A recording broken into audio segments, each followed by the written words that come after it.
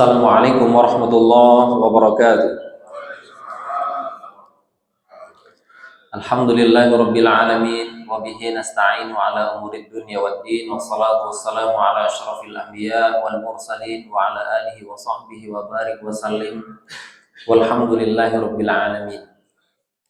Bapak Ibu sekalian, jamaah salat subuh Masjid Baitul Izzah yang dirahmati oleh Allah Subhanahu wa taala. Setelah bulan lalu saya izin, ini rasanya kayak sudah lama sekali saya tidak kesini ya. Sudah seperti 2 tahun lewat 2 hari. Dan pagi hari ini kita akan lanjutkan kajian kita tentang fikih muamalah yang tentu tidak jauh-jauh dari aktivitas dan transaksi kita sehari-hari.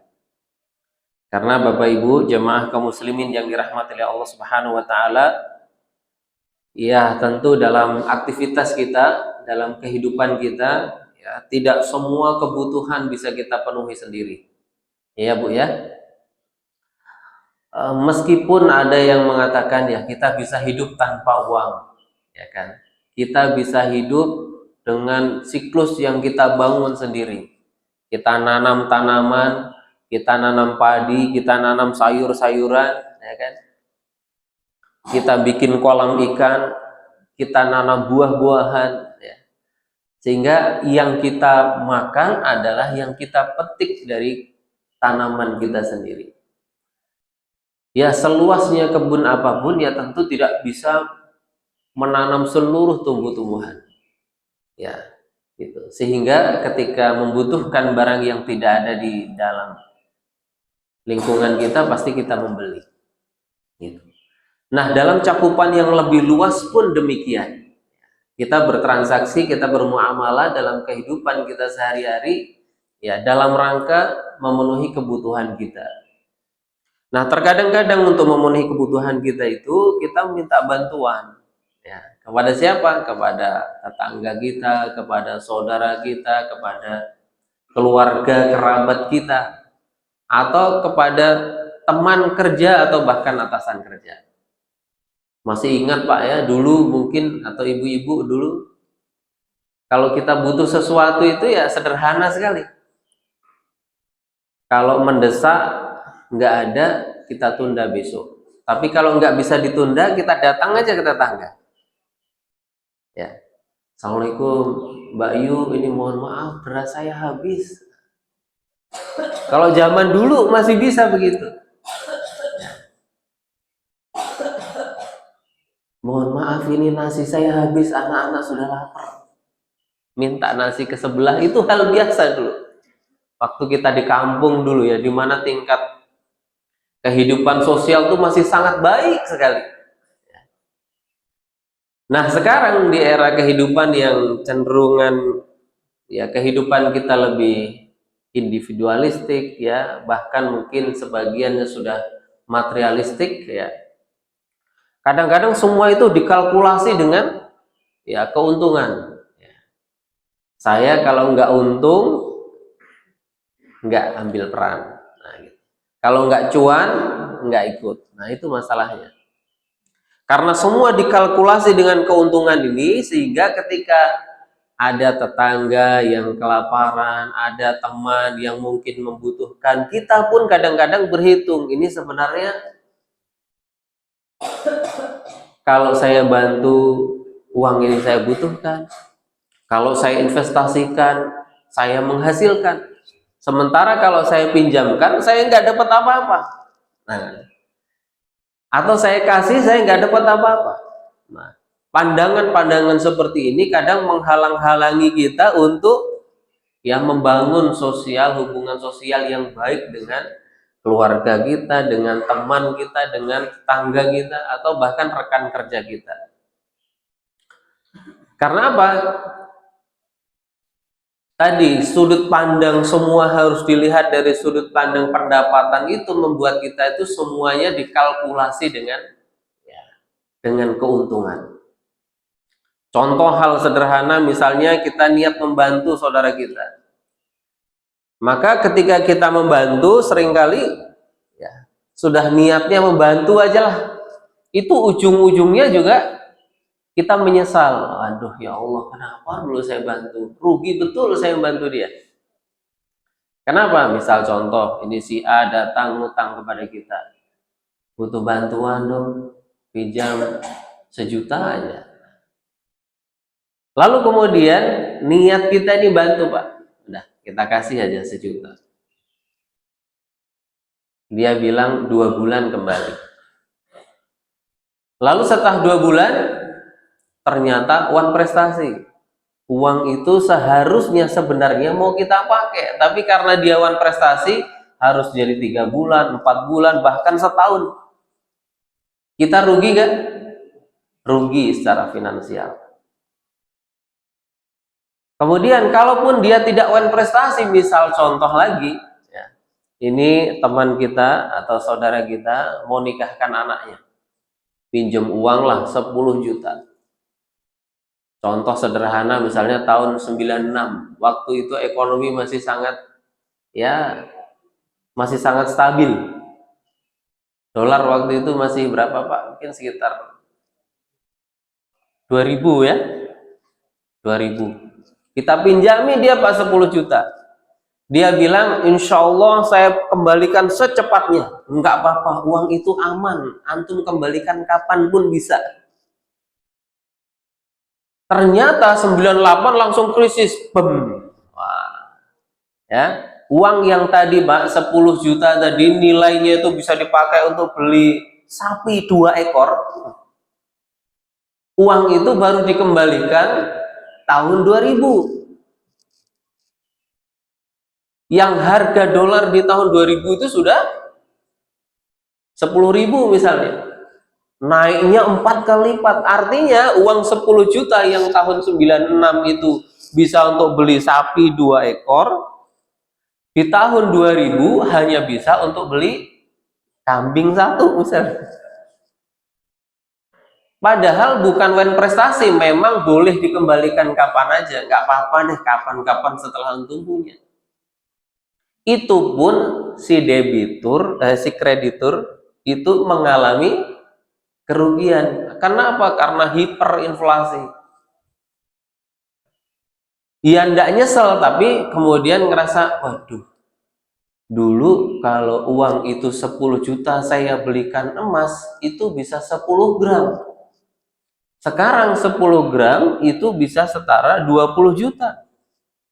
Lah dia mengembalikannya tetap 10 juta, berarti hanya setara misalnya separuhnya.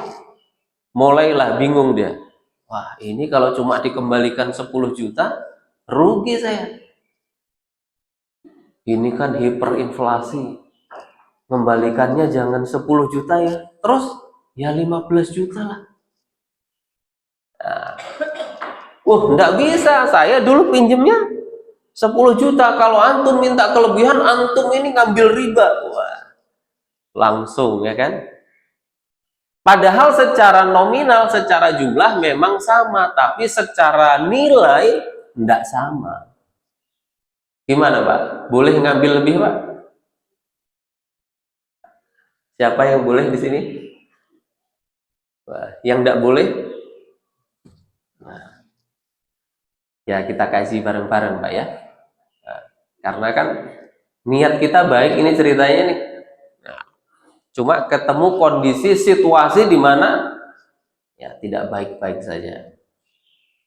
Kalau uang yang kita pakai ini logam mulia, saya hakul yakin stabilitas nilainya itu terjaga. Tapi karena yang kita pakai ini uang kartal, ya, yang dulu sudah kita bahas sebelum ada dunia online seperti ini, ya, sehingga terancam inflasinya jauh lebih tinggi. Nah, itu yang membuat kadang kita berpikir ulang, uang mending saya investasikan sendiri deh daripada saya pinjamkan. Uang mending saya pakai sendiri deh daripada saya bagikan. Maka Bapak Ibu jamaah kaum muslimin yang dirahmati Allah Subhanahu wa taala, bagaimana syariat melihat ini?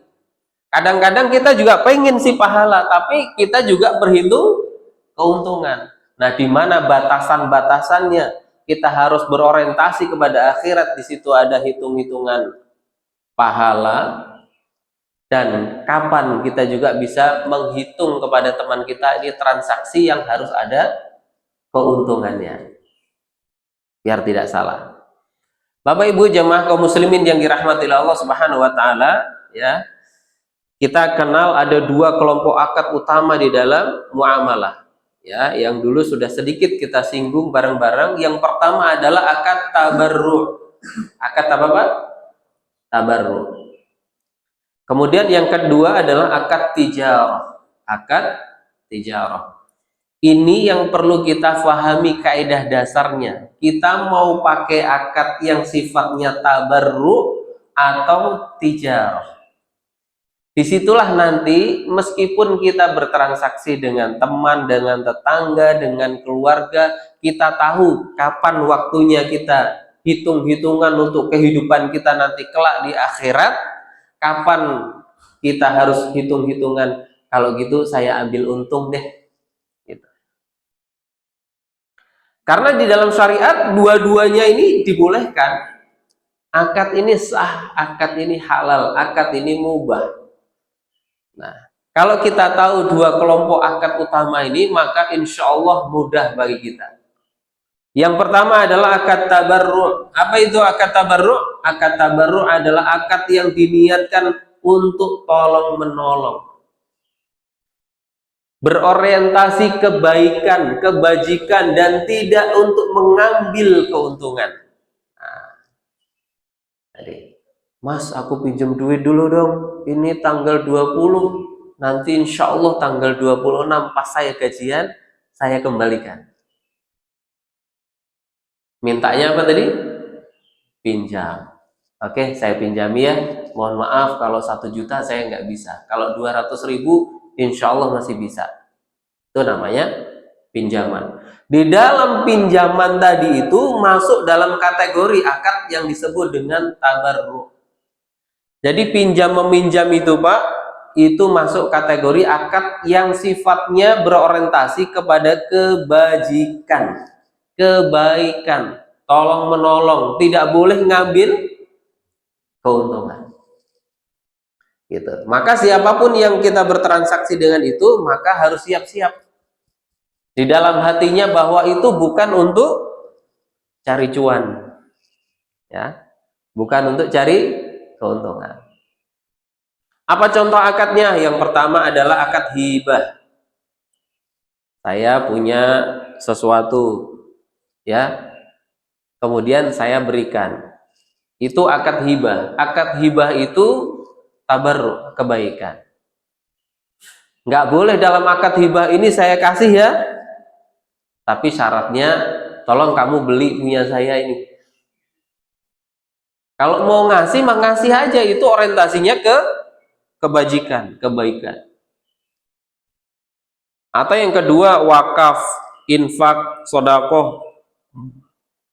Itu adalah akad-akad yang berorientasi kepada kebaikan. Atau qard, pinjaman. Nah, maka dalam aktivitas kita sehari-hari harus kita pahami ini. Ketika kita mau berorientasi kepada kebaikan, ya, memang niatnya menolong, gunakan akad ini. Oke, saya bantu. Saya kasih aja ya. Daripada besok ada perselisihan dari kita, saya nggak pinjami antum, ini saya kasih. Jadi saya nggak perlu nagih, saya nggak perlu ingat-ingat, sudah saya anggap uang itu hilang dari saya. Pakai hibah. Tapi kalau belum bisa hibah, aduh, ini saya juga masih butuh. Oke deh, saya pinjami aja antum. Itu juga dalam rangka kebajikan. Mulai nyambung Pak ya? Beberapa akad yang masuk kategori tabarru'. Nah, begitupun akad yang lain ya, rohan. Rohan itu gadai. Ya. Sebagaimana yang kita lihat banyak ini, gadai.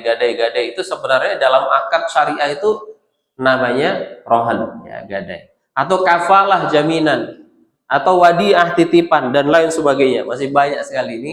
Nah, transaksi-transaksi yang masuk pada dasarnya itu kategorinya adalah kebaikan, kebajikan, tolong menolong. Wah, kalau saya sekedar nolong terus dapatnya apa saya? Inilah bedanya sudut pandang materialistik, kapitalistik dengan kita yang orang beriman, yang mengetahui bahwa kehidupan itu bukan hanya di dunia tapi juga di akhirat. Maka Allah dan Rasulnya memberi kabar gembira kepada siapapun yang melakukan kebajikan-kebajikan di dunia ini. Ya, yang pertama kita lihat Rasulullah Shallallahu Alaihi Wasallam bersabda, al yadul ulya khairum minal yadis sufla. Tangan di atas itu Pak lebih baik daripada tangan di bawah. Siapa itu al yadul ulya? Dia al munfiqah. Dia adalah orang yang berinfak, orang yang memberi. Wal yadus sufla hiya sa'ilah, dan orang-orang yang tangan di bawah adalah orang yang meminta-minta. Nah, ini adalah motivasi dari siapa? Dari Nabi kita Muhammad Shallallahu Alaihi Wasallam kepada kita, bahwa tidak semua transaksi itu diorientasikan untuk hitung-hitungan, kalkulasi cari keuntungan. Apalagi yang sudah model kita tinggal di komplek ini Pak, perangkatnya kadang sebelum subuh, ya, pulang sudah larut malam, sehingga bertetangga itu sudah nyaris sangat sekali jarang. Alhamdulillah kita ini difasilitasi dengan banyak fasum di sini. Hari Ahad kita bisa olahraga bareng, bisa futsal bareng, bisa tenis bareng. Masih ada tempat yang menjadi wadah kita berkumpul. Di sini juga ada masjid tempat kita berjamaah sholat, ikut ta'lim dan lain sebagainya. Tapi di sebagian perumahan yang kecil-kecil Pak, fasum nggak ada, musola nggak ada, pos ronda pun nggak ada. Mereka nggak ada tempat itu untuk berkumpul, sehingga nggak mengenal tetangganya siapa, apalagi saling membantu, apalagi saling menolong, apalagi saling mengcover kebutuhannya, nggak ada. Sehingga orientasinya semuanya dihitung dari sudut pandang dunia, material, keuntungan. Padahal kata Nabi Muhammad SAW, al yadus sufla al yadul ulya khairum minal yadis sufla. Tangan di atas yang memberi, yang berinfak, yang bersedekah lebih utama daripada ya meminta-minta. Kita lanjutkan hadis yang kedua, anin Nabi sallallahu alaihi wasallam qaal dhillul mu'minina yaumil qiyamah. Ini juga kabar gembira dari Nabi Muhammad sallallahu alaihi wasallam bahwa naungan orang-orang beriman nanti di hari kiamat salah satunya adalah shadaqatuhu. Hari kiamat itu Pak tidak ada naungan kecuali naungan yang diberikan atas rahmat Allah Subhanahu wa taala. Dan kita sebagai seorang beriman, maka kita punya salah satu bekal naungan. Kenapa kita perlu bernaung? Karena di akhirat itu tidak ada yang bisa memastikan kehidupan kita. Di saat yaumil hisab yang begitu panas membahar, maka disitulah pentingnya kita bernaung. Sebagaimana kita sekarang ketika ketemu terik panas matahari, kita ada di bawah pohon. Untuk apa kita bernaung? Masuk ke masjid yang sejuk, itu apa kita bernaung? Nah, di akhirat nanti salah satu naungan tempat kita berteduh, tempat kita bersejuk-sejuk adalah shadaqatuh. Bagi orang yang beriman masih punya kesempatan tuh Pak, punya naungan, Pak, punya payung. Apa? Shadaqatuh, sedekah kita. Ya. Jadi kalau sedikit-sedikit, wah eman-eman nih kalau saya pinjamkan, eman-eman nih kalau saya kasih. Sedekah Pak, itu naungan kita nanti di akhirat. Kemudian Rasulullah Shallallahu Alaihi Wasallam juga bersabda, nah, ini menarik juga nih, kabar gembira bagi kita. Wa qala Shallallahu Alaihi Wasallam as-sadaqatu, sedekah itu taruddul bala wa tutawwilul umur. Jadi sedekah itu kata Rasulullah menolak bala dan memanjangkan umur. Siapa yang nggak mau dua ini Pak? Perjalanan kita dari rumah ke kantor itu padatnya begitu. Ya. Sangat mungkin terjadi hal-hal yang mungkin tidak kita inginkan. Bisa terjadi banyak sekali bencana, musibah, bala di perjalanan sekedar kita dari kantor. Jangankan kita dari kantor, dari rumah kita ke masjid pun ada peluang yang sangat besar. Tapi ketika kita berinfak, kita bersedekah, kata Rasulullah SAW, taruddul bala. Bala itu akan tertolong. Dan bukan hanya itu, waktu tawilul umur, umurnya jadi panjang. Nah, kita ini kan pengen panjang umur, Pak ya. Panjang umur itu tidak cukup dengan ulang tahun, Pak. Panjang umurnya. Nah, makanya doa ketika kita berulang tahun itu secara konvensional doanya dengan bernyanyi itu panjang umurnya. Karena apa? Setiap orang menginginkan panjang umur itu.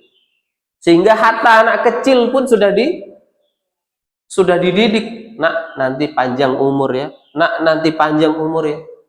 Umur baru 1 tahun itu loh, Pak. Sudah panjang umurnya. Belum bisa duduk, belum bisa merangkak, belum bisa apa. Baru bisa ya, mulai belajar berjalan mungkin.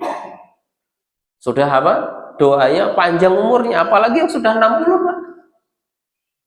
Nah, apalagi yang sudah pensiun. Lebih berharap panjang umur kan? Maka tutawwilul umur dari apa? Dari as-shadaqah. Perbanyak, Pak, sedekah. Wah, saya kalau ngasih belum level saya. Tapi kalau minjami masih bisa lah. Karena kalau ngasih itu kan habis, hilang. Tapi kalau minjami ada kemungkinan kembali. Saya masih levelnya minjami aja deh. Belum bisa ngasih. Maka minjami pun karena tadi orientasinya adalah transaksi tabarru', kebajikan, orientasinya membantu saudara muslim kita, itu pun dikasih kabar gembira oleh Allah Subhanahu wa taala.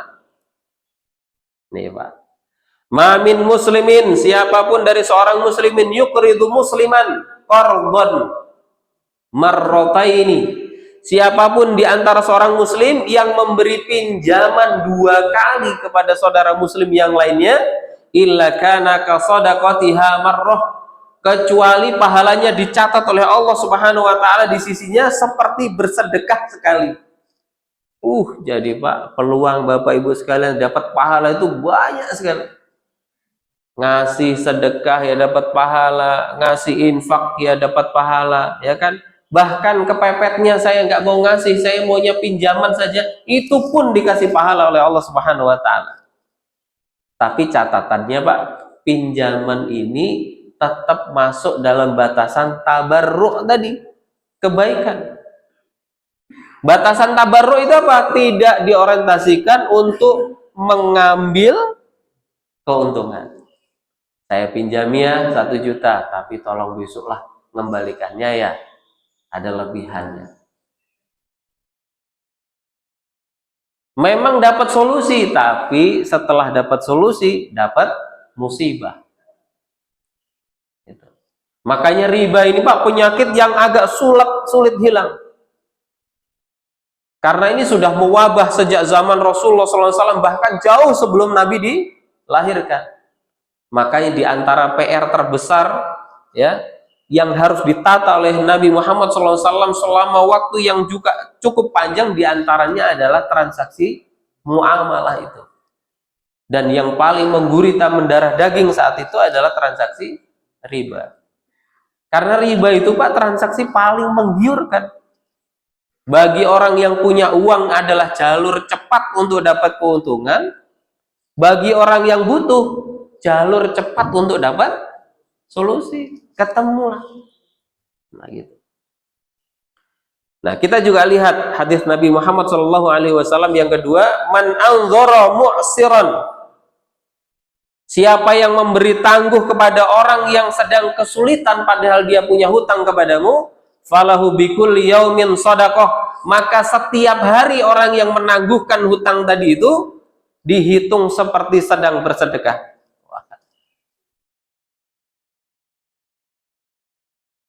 Pinjam 1 juta, harusnya tanggal 10 itu uangnya kembali.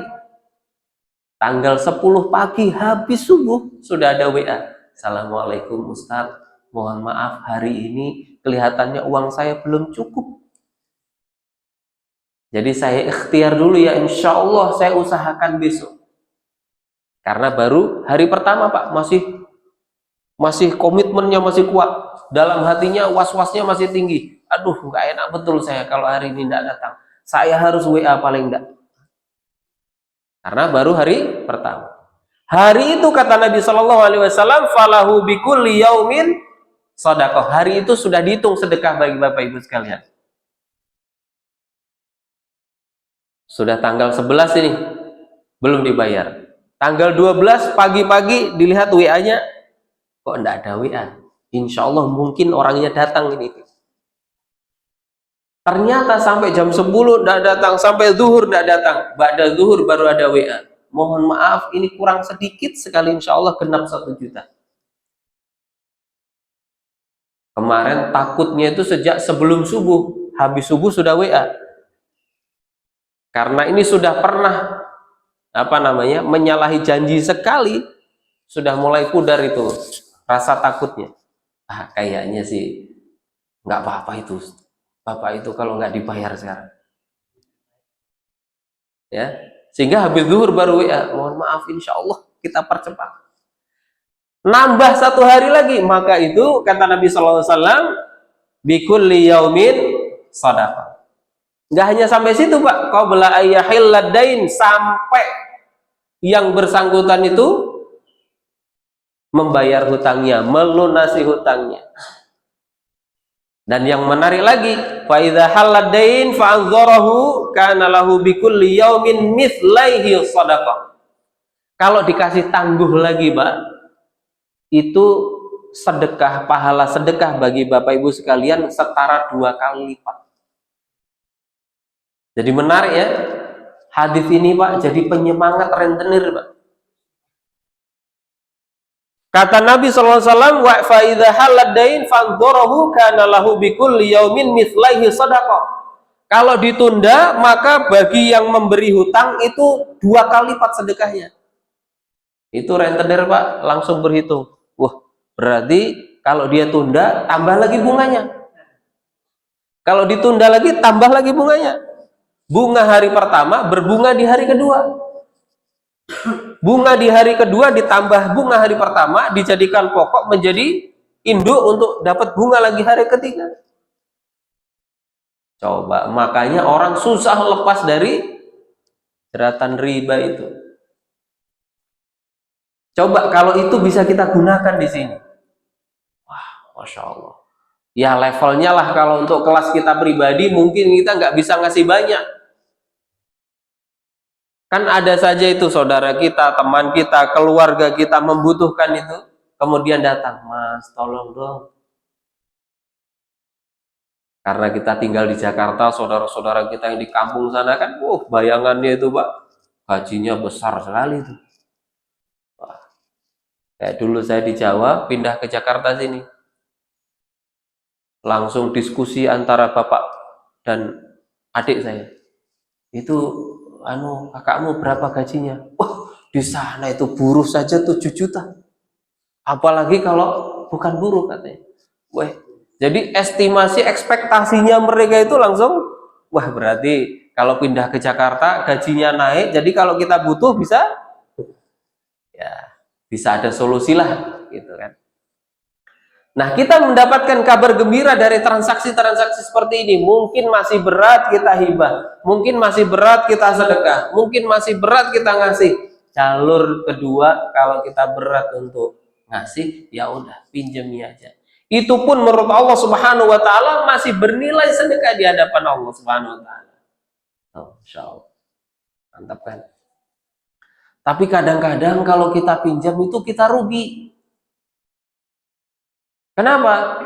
Ya, kadang dia membalikannya lama. Padahal uang itu harusnya kalau kita putar kita dapat keuntungan misalnya.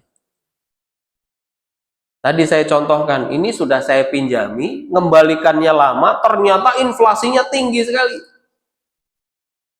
Akhirnya menimbulkan masalah. Ini saya contohkan, si A, mungkin A itu kakaknya. Pinjamlah ke B, contoh aja B itu adiknya. Si A mau menikahkan anaknya pada tahun 96. Wah, ini acara anak pertama harus besar-besaran ini. Butuh tambahan pinjaman uang. Berapa? 10 juta aja, Dek. Nah, habis gitu ternyata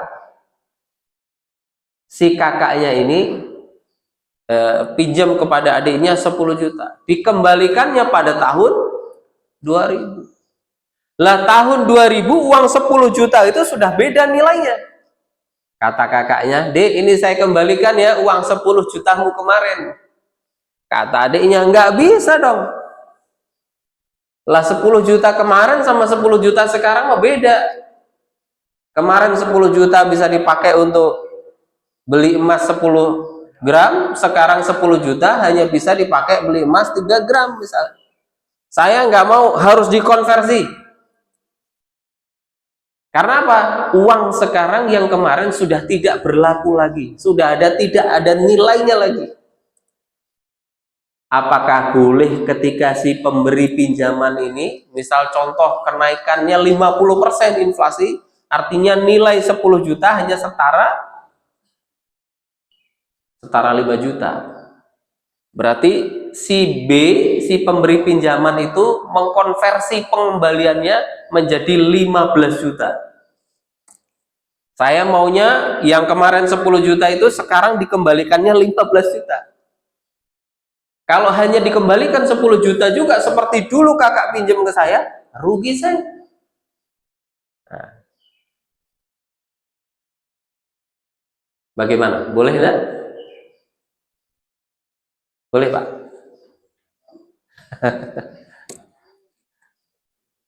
Tidak boleh, Bu ya? Wah, ini ulama mazhab bagian belakang sudah berpendapat itu tidak boleh. Wah. Nah, lazimnya Bapak Ibu sekalian, hiperinflasi itu kita kenal ketika atau terjadi ketika mata uang kita itu kartal, mata uang kita itu kertas, seperti rupiah, ringgit, real, dan seluruh mata uang yang ada di seluruh dunia ini yang diterbitkan oleh swasta bukan pemerintah. Ya, Bapak Ibu ngeh ya bahwa uang yang kita pegang itu bukan diterbitkan oleh pemerintah, tapi diterbitkan oleh swasta. Siapa? Bank Indonesia.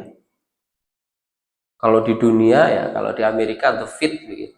Itu bukan BUMN, bukan badan usaha milik negara. Ya. Nah, dampak dari kita menggunakan uang kartal itu yang tidak ada nilai intrinsiknya, tidak ada nilai fisiknya, maka akan berpotensi untuk mengalami penurunan nilai. Dulu sudah kita jelaskan sedikit ya, simulasi inflasi itu. Ya. Dulu kita contohkan dengan cetak apa Pak? Kupon kurban. Ya. Tapi kalau yang kita gunakan adalah mata uang yang dari logam mulia, maka insya Allah aman. Maka sekarang pun ya yang punya simpanan logam mulia dikonversi dengan misalnya barang, pasti masih relevan, pasti masih sesuai. Dulu juga kita pernah contohkan di mana Rasulullah SAW meminta satu sahabat untuk membeli seekor kambing dengan 1 dinar. Karena kepintarannya sahabat ini, dibelikanlah 1 dinar itu 2 ekor kambing. Lalu 1 ekornya dijual lagi dengan harga 1 dinar lagi. Lalu kemudian dia datang kepada Nabi Muhammad SAW untuk membawa 1 ekor kambing dan 1 dinar. Luar biasa kan? Namanya siapa? Urwah. Artinya di zaman Nabi bisa kita simulasikan harga 1 ekor kambing saat itu 1 dinar. Nah sekarang Pak, kalau kita punya 1 dinar, dinar itu 4,25 gram emas. Ya, 4,25. Kalau 1 gramnya 2 juta, berarti 1 dinar 9 juta. Ya, 9 juta. Cukup nggak untuk beli kambing Pak? sangat cukup, bahkan terbilang besar. Tidak inflasi kalau mata uang kita menggunakan logam mulia. Nah, kita lanjutkan. Ini dia jawabannya. Bapak Ibu sekalian, pandangan atau pendapat yang pertama mengatakan bahwa ketika si kreditur itu mensyaratkan atau minta pengembalian sesuai dengan konversi nilai uang di tahun pembayaran, itu hukumnya dilarang. Kenapa? Karena kaidah fikih mengatakan kullu qardin jarra manfaatan fahuwa riba. Setiap pinjaman yang mendatangkan kelebihan manfaat apapun termasuk di dalamnya nominal jumlah tambahan, maka dia termasuk riba. Lah, tapi kan sekarang sudah nggak ada nilainya kalau mau dikembalikan dengan jumlah yang sama. Maka ditanggapilah bahwa oleh salah satu ulama mengatakan penurunan atau penambahan jumlah itu bukan sebagai riba, tapi itu sebagai cover, penutup atas apa? Atas nilai yang sebenarnya memang harus ditutup. 10 juta saat itu setara dengan 15 juta saat ini. Maka 5 juta itu sebenarnya bukan riba, tapi 5 juta itu adalah konversi karena memang nilainya sekarang segini. Jadi riba diukur bukan dari jumlah, tapi dilihat dari nilai tukarnya. Itu pendapat yang menanggapi bahwa ya transaksi sebenarnya nggak boleh ada kelebihannya. Pendapat yang kedua sebaliknya. Ya kalau begitu debitur wajib mengembalikan sejumlah nilai uang pada saat dia membayar. Berarti wajib mengembalikan 15 juta. Wah. Karena apa? Dalilnya adalah ad-dhararu yuzalu. Dalam sebuah kaidah fikih dikatakan kemudorotan itu harus dihilangkan sejauh-jauhnya.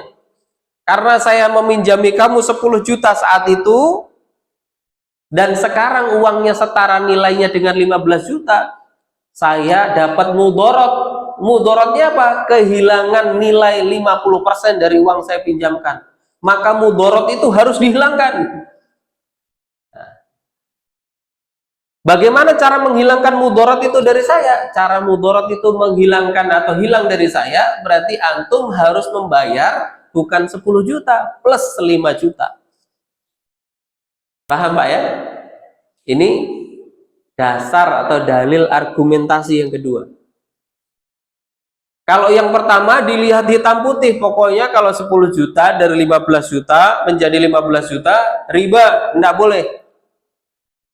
Pendapat yang kedua sebaliknya, pakai dalil juga Pak. Jadi kalau Bapak Ibu sudah bisa pinter nih cari dalil, boleh jadi mufti Pak. Boleh jadi mufti. Ya. Wah, ini hukumnya halal, ini hukumnya haram. Wah.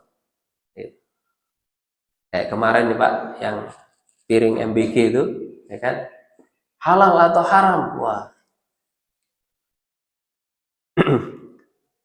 Ini ad-dhararu yuzalu. Jadi kemudorotan itu pada dasarnya harus dibuang sejauh-jauhnya. Karena itu menimbulkan mudorot bagi saya, harus dibuang. Caranya apa? Mudorot itu diganti dengan uang yang menjadikan pengembalian antum senilai dengan dulu yang saya pinjamkan. Itu pendapat yang kedua. Tapi itu pun ada tanggapannya. Kemudorotan itu memang betul harus dibuang, tapi nggak boleh kemudorotan itu pindah dari satu orang, pindah ke orang lain. Lah kalau ini yang meminjami ngerasa dapat mudorot karena nilainya turun, lalu kemudian mudorot itu dihilangkan tapi dipindahkan kepada si debitur atau yang meminjam, maka sebenarnya hanya memindahkan kemudorotan saja. Paham maksudnya Pak ya? Nah, sehingga dalilnya mengatakan ad-dhararu la yuzalu bimithlihi. Kemudorotan itu memang harus dibuang, harus dihilangkan, tapi tidak boleh dengan cara memindahkan. Kerugian tadi itu ada di kreditur. maka harus dihilangkan. Dihilangkan apa? Dipindahkan ke debitur. Itu namanya ad-dhararu la yuzalu bimithli. Ya hilang dari saya tapi pindah ke antum, begitu. Maka pendapat yang ketiga mengatakan kerugian dari mata uang, nilai uang yang tadi dipinjamkan itu harus ditanggung bersama. Gitu. Kita lanjut Pak ya. Ini sudah syuruk rupanya. Sekarang pertanyaannya, ketika kita hutang piutang, kita transaksi jual beli yang kredit jatuh temponya panjang, atau kita meminjami tapi jangka waktunya panjang, kita sudah tahu memprediksi bahwa nilai uang yang akan datang itu beda dengan nilai uang sekarang, lalu kemudian dikonversi. Saya pinjami 10 juta ya, tapi 10 juta sekarang itu nilainya setara 10 gram emas loh. Jadi nanti waktu mengembalikan, tolong dihitung harga emas saat itu berapa. Ada yang lebih cerdas begitu Pak. Saya mau pinjami ya, nih 10 jutanya. Langsung dihitung pakai kalkulator. Harga sekarang emas 2 juta. Berarti 10 juta setara 5 gram. Nanti bayarmu terserah kapan aja, tapi waktu bayar konversi dulu ke emas. Ada yang pernah begitu Pak? Ya, bukan hanya pinjam meminjam, bisa jadi jual beli. Kami dulu Pak di pesantren itu ustadz-ustadz difasilitasi untuk beli tanah. Harga tanah saat itu 30 juta. Luasnya 100 sekian meter lah. Dicicil per bulan ada yang 100.000, ada yang 150.000. Ya namanya gaji ustadz kan tidak banyak. Lama-lama yang memberi ini sudah berjalan ini. Lama-lama dipikir ini terus berapa tahun ini selesainya nih. Udah deh, sekarang kita rubah akadnya ya, kita konversi menjadi dirham. 30 juta itu dikonversi menjadi katakanlah 400 dirham. Ya, dirham itu mata uang perak 2,975 gram. Saat itu setara 70.000. Katakanlah misalnya setara 400 gram. Jadi ketika dicicil itu dikonversi dulu, nyicil berapa dirham ini, nyicil berapa dirham ini. Karena apa? Si penjual ini awalnya niatnya membantu, bayar kapanpun semampumu. Akhirnya dibayarlah 150.000, dibayar 100.000. Tapi lama-lama dia lah nggak lunas-lunas, nanti saya rugi dong. Uang 30 juta ini kembalinya lama, dicicil sedikit-sedikit, habis itu nilainya sudah nggak setara. Dikonversilah ke dirham. Meskipun di tengah jalan pusing juga, setiap transaksi konversi terus. Wah, sudahlah kembali ke rupiah aja, pokoknya 30 juta lunas. Bagaimana hukumnya? Ini dicontohkan. 10 juta yang dipinjamkan saat itu setara dengan 10 gram emas. Kemudian pada tahun 2000 ternyata emas sudah 2 juta. Maka pengembaliannya adalah 10 dikali 2 juta. Mengembalikannya 20 juta. Padahal yang dipinjamkan 10 juta dalam bentuk rupiah.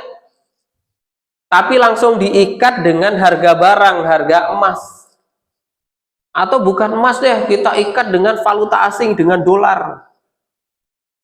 Saya ngasih pinjaman antum 10 juta. 10 juta itu sekarang setara dengan 5.000 dolar.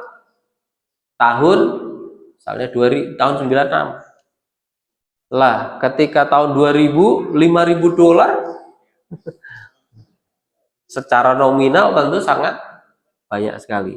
Bagaimana hukumnya dan apa bedanya dengan yang pertama tadi?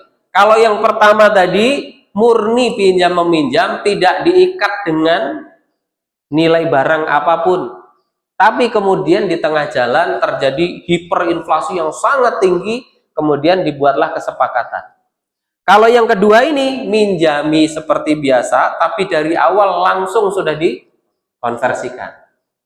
Ini saya pinjami 10 juta ya, tapi 10 juta itu setara 10 gram emas. Nanti bayarnya dikonversi ke 10 gram emas. Ternyata karena jadinya 2 juta kali 10 menjadi 20 juta. Bagaimana hukumnya? Nah, ini. Para ulama pun berbeda pendapat lagi. Pendapat yang pertama membolehkan. Kenapa? Karena ini mengandung prinsip keadilan. Lah, tadi aja boleh, masa ini nggak boleh? Ya kan?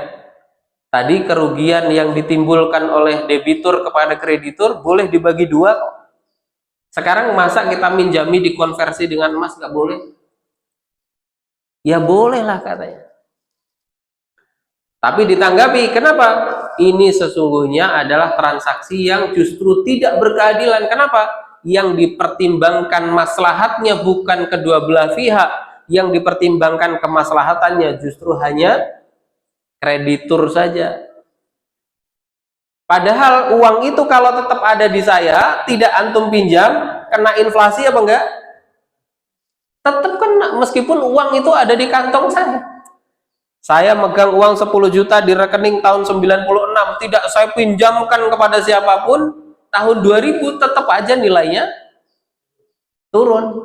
Lalu kenapa ketika dipinjamkan, orang yang pinjam ini juga tidak salah apa-apa, juga tidak menyalahi janjinya, dia membayar sesuai dengan waktunya, tapi kenapa dia menjadi korban? Harus menanggung seluruh kenaikan harga tadi. Itu tanggapan dari pendapat yang membolehkan. Pendapat yang kedua mengatakan tidak boleh, itu haram. Kalau pinjamnya rupiah dikonversi ke emas, atau dikonversi ke dolar, atau dikonversi ke apalah, falas atau apa, ya. Karena apa? Dengan demikian maka sesungguhnya akad itu menjadi gharar. Gharar itu tidak jelas. Kan saya pinjamnya 10 juta, sekarang jelas nominalnya. Dan saya tidak tahu harga emas nanti waktu saya kembalikan tuh jadi berapa. Itu yang menjadi gharar. 10 jutanya harus tetap jumlah 10 juta. Atau kalau dari awal maka diberikan solusi, ya sudah kalau begitu, misalnya si kreditur tidak mau rugi, sejak awal pinjami aja emas. Gitu Pak ya. Wah, saya kalau pinjami antum sekarang ini rupiah, khawatir saya. Nanti rupiah tidak ada nilainya lagi. Butuhmu berapa sih? Saya butuh 10 juta Mas. Oke, sebentar ya. Nanti siang kembali ke sini lagi. Datanglah kita ke toko emas. Pak, ini harga emas sekarang berapa? 2 juta. Saya beli 5 gram. Oke, ini Pak emasnya, ini uangnya. Set. Kita bawa pulang emas nih. Lalu kemudian saudara kita yang mau pinjam tadi kita panggil. Coba ke sini. Sekarang sudah tersedia. Bilang, ini saya nggak mau minjami kamu rupiah. Saya pinjami ini emas. Saya punya emas 5 gram. Nanti kapanpun kamu kembalikan 5 gram tetap 5 gram. Gitu Pak ya. Dengan begitu Pak, maka ketika emas saat itu menjadi 2 juta, kita tidak ada persoalan. Ya, gitu. Tapi gimana kalau saat itu saya bayarnya tidak dalam bentuk emas, langsung saya konversi ke rupiah. Sudah tahu nih harga emasnya 2 juta, artinya kali 5 berarti 10. Ya. 20 ya? Ya. 20 juta. Sekarang menjadi 20. Tadi waktu pinjam kan 10 juta setara, katakanlah setara 10 gram.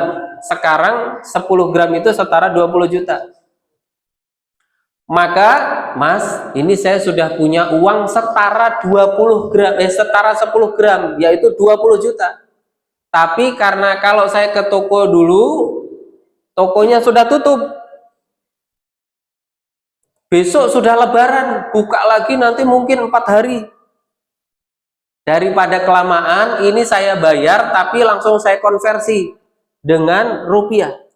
Setara 10 gram, yaitu 20 juta. Boleh nggak? Kata Nabi Shallallahu Alaihi Wasallam, wajib mengembalikan bentuk emas kecuali jika terjadi sorf. Sorf itu pertukaran. Apa dalilnya? Kata Nabi Muhammad SAW sebagaimana hadis dari Ibnu Umar, aku mendatangi Nabi dan aku bertanya, aku menjual unta dengan dinar dan saat ia bayar menggunakan dirham. Ya, dinar itu setara, kalau saya nggak khilaf, itu 20 dirham. Selalu begitu, Pak. Nah, Ibnu Umar itu menjual unta, disepakati harganya itu dinar. Tapi waktu membayar itu dengan dirham. Atau terkadang sebaliknya, menjual dengan dirham, tapi waktu bayar itu bayarnya dinar. Maka kata Rasulullah SAW, la ba'sa an ta'khudhaha, enggak apa-apa engkau ambil itu bisi'ri yaumiha, dengan harga pada hari itu, ya, malam yatafarraqa wa bainakum syai'un, dan kalian semua belum berpisah.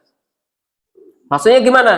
Kalau tadi disepakati saya pinjami antum itu 10 gram, waktu itu setara 10 juta. Memang yang diserahkan emas, bukan rupiah. Minjaminya minjam emas. Waktu mau mengembalikan, itu emas harganya 2 juta, sehingga nilainya setara dengan 20 juta. Harusnya si peminjam ini beli emas dulu 10 gram, lalu kemudian dibayarkan kepada kreditur. Tapi karena tadi pertimbangan ini sudah libur panjang, padahal uangnya khawatir kepake, ya sudah dihitung harga emas hari ini 2 juta, berarti yang harus antum kembalikan 10 gram setara 20 juta. Kemudian dikonversi. Ini saya bayar 20 juta. 20 juta itu membayar emas yang dulu dipinjam 10 gram. Paham Pak ya? Ya. Begitu kira-kira kalau kita pengen membantu saudara kita, membantu teman kita, membantu tetangga kita, tapi kita khawatir nanti kita rugi karena nilai mata uang yang kita gunakan tidak bisa diprediksi. Tahu-tahu naik, tahu-tahu turun. Gitu. Tapi itu kan nggak jelas keuntungannya. Saya pengen betul-betul transaksi yang ambil untung. Dirubah Pak, dari akad yang tadi tabarruk, hibah, pemberian atau hutang piutang, ke akad yang sifatnya tijarah. Akad apa? Tijarah. Tijarah itu akad bisnis, akad jual beli, akad muawadhat, akad pertukaran, sehingga di situ dibolehkan memang sejak awal ngambil keuntungan. Ada 2 jenis akad di situ. Yang pertama adalah natural certainty kontrak atau akad perjanjian yang dari awal itu sudah dijelaskan berapa keuntungannya, dan agar sesuai syariah harus jelas di awal untungnya. Saya nggak mau minjami, saya pengennya saya jual beli aja lah, tapi kan saya butuhnya uang.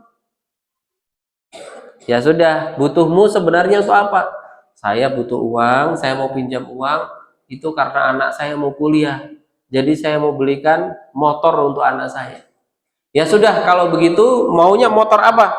Motor yang seperti ini, seperti ini, seperti ini. Oke, kalau begitu besok datang lagi. Kita beli motornya harga 10 juta. Kemudian kita bilang ke yang bersangkutan, saya nggak mau minjami uang. Saya jual aja motor nih ke antum. Saya beli motornya 10 juta, saya mengambil keuntungan 2 juta. Jadi nanti bayarnya ke saya 12 juta.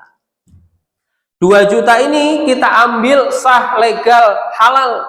Bukan karena kita minjami uang 10 juta, tapi karena kita menjual sepeda motor seharga 10 juta. Seharga 12 juta. Di dalam 12 juta itu terdapat laba kita senilai 2 juta. Gitu.